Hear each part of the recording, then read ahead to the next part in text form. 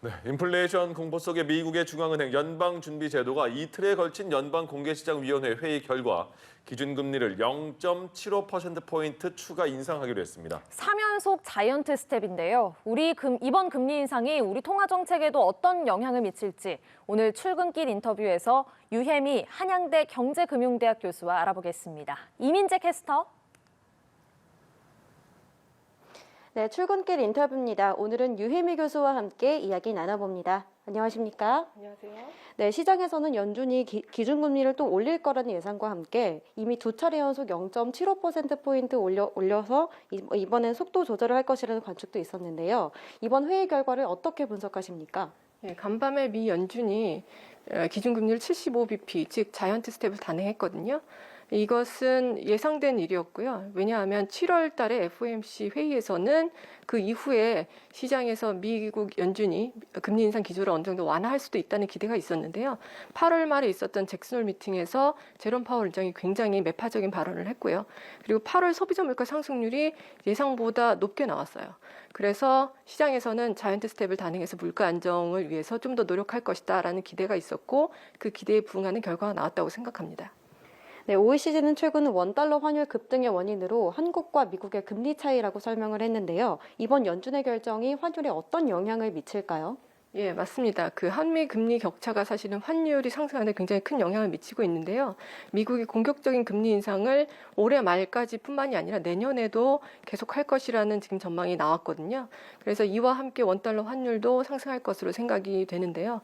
이 이유는 미국이 금리를 계속 인상하면 고금리를 찾아서 자본이 이동을 하게 되기 때문에 달러에 대한 수요가 늘고 원화 가치가 이제 하락을 하게 되는 거거든요. 그래서 앞으로 상당 기간 환율이 또 높게 유지가 될 것으로 생각됩니다.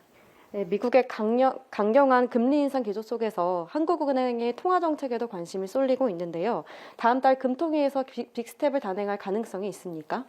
빅스텝 가능성이 커졌다고 보는데요. 지난 8월에 금통위 이후에 이창용 총재가 0.25%포인트씩 두 번째 앞으로 남은 기간 동안 금리를 인상할 것이다. 만약에 물가 경로가 한국은행이 전망한 것과 크게 다르지 않다면 그렇게 할 거라고 얘기를 했는데 지금 환율이 계속해서 급격하게 상승을 하고 있고 이것이 사실은 물가 상승 압력으로 작용을 하거든요. 게다가 환율이 계속 더 오르면 자본 유출의 가능성도 배제할 수 없기 때문에 이런 여건들을 고려를 하면 한국은행도 빅스텝을 단행하는 것이 옳다고 생각하고 그럴 가능성이 상당히 높아졌다고 생각합니다.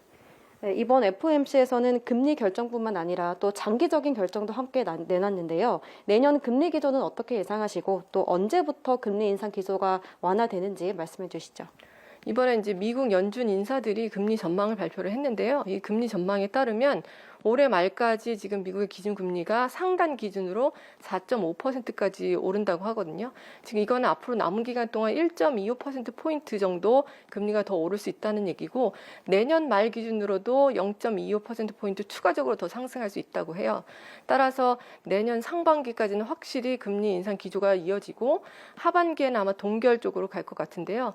하반기쯤에 경기 침체 신호가 아주 강하게 나타나고 물가도 확실하게 뚜렷하게 하락하고 있으면 그때쯤에 아마 금리 인하를 고려하지 않을까 생각하고 있습니다.